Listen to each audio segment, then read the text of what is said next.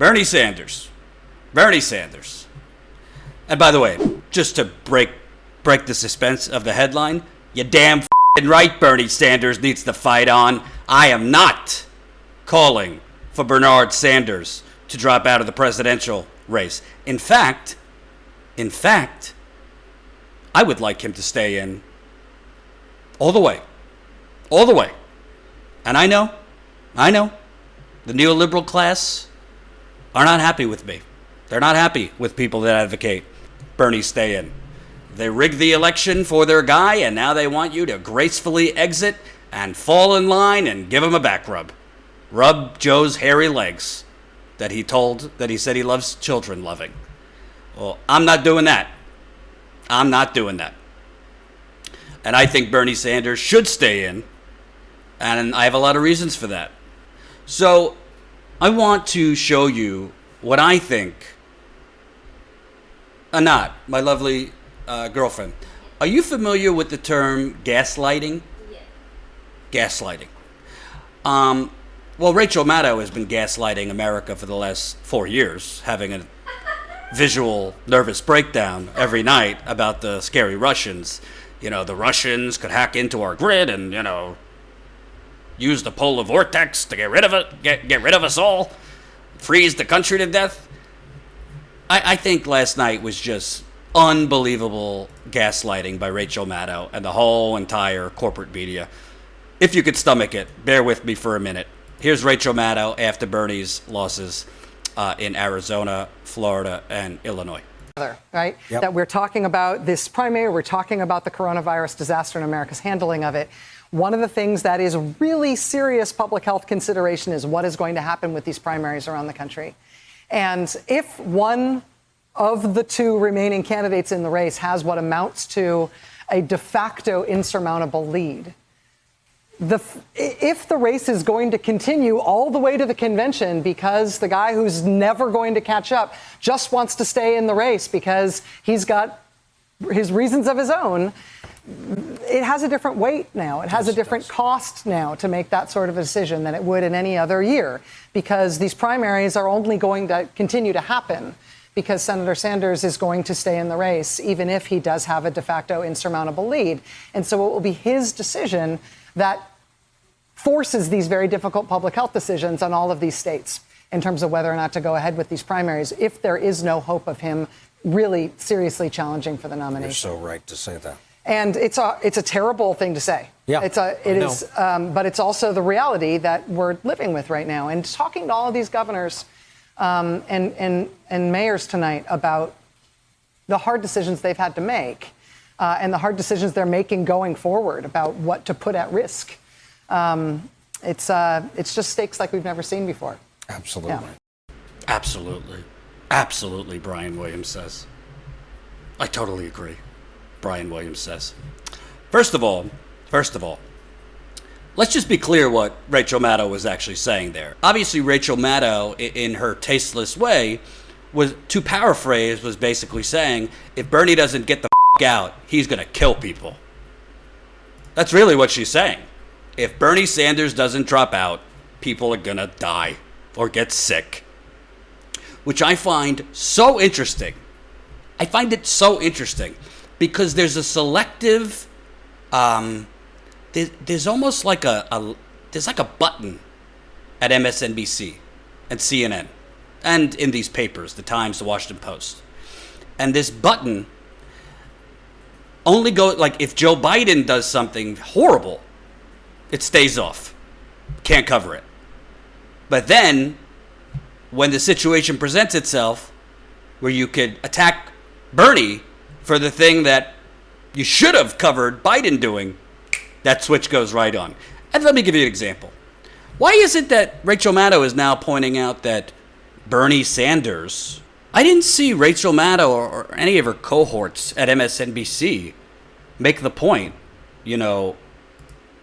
is Joe Biden putting people at danger by tweeting things out like, if you're feeling healthy, not showing symptoms, and not at risk of being exposed to COVID-19, please vote on Tuesday? It's interesting. Did you hear them covering that Joe Biden went against what the CDC was saying?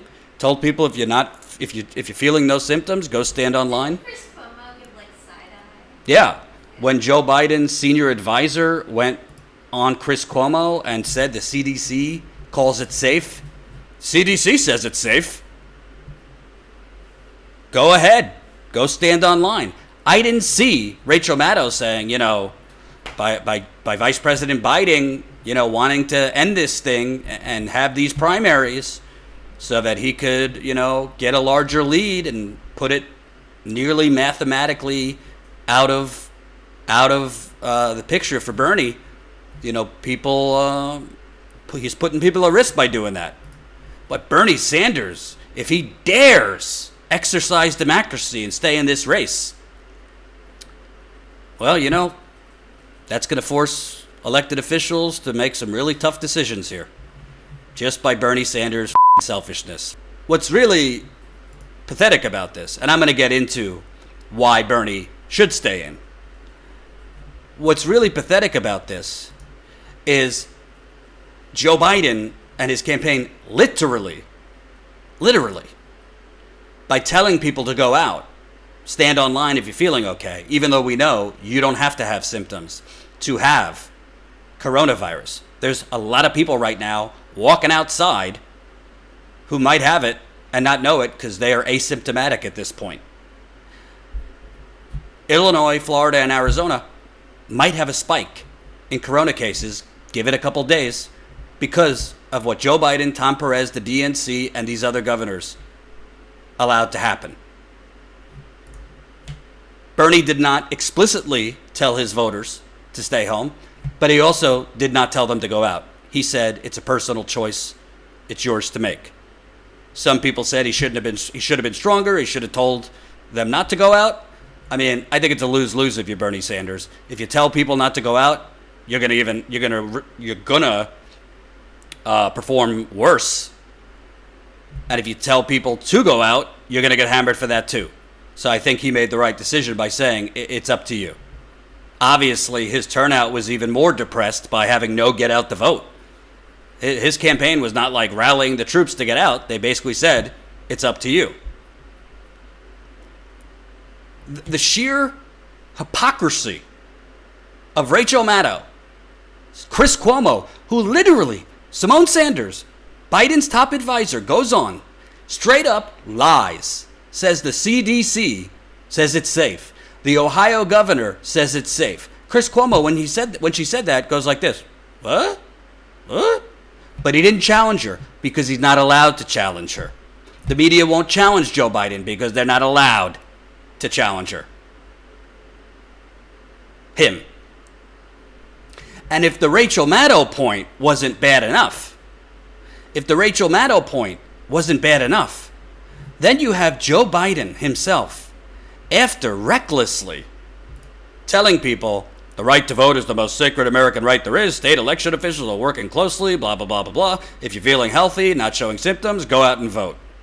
Came out later, his campaign's still running ads in Florida yesterday, go out and vote. To, quote, continue Obama's legacy. I don't care if you're 85 and on a respirator already. Get out there and vote. I gotta win. But then, after he's won these races, much different tone Joe Biden had last night. See if you see a difference. The recommended precautions and talking to the docs, if you have one, to keep your social distance, to slow the spread of this virus. This pandemic has impacted every aspect of our lives and every aspect of this campaign. But most of all, my heart goes out to all of those of you who have lost a loved one, to those who have contracted the virus, to all the brave Americans who are working harder than ever to help their neighbors, and all those children that are home from school that are worried and don't know quite why. Doctors, nurses, EMTs, and public health officials, as well as the frontline emergency workers like firefighters and dedicated folks working to keep the shelves stocked in the grocery stores. Tackling this pandemic is a national emergency, akin to fighting a war. Wow. That was very, very, very, very different tone. Very, very different tone. So, Joe Biden, let's get this straight. 48 hours before that somber Joe, he's telling people, hey, I don't care. If you're feeling healthy, not showing symptoms, and not at risk of being exposed, please vote on Tuesday.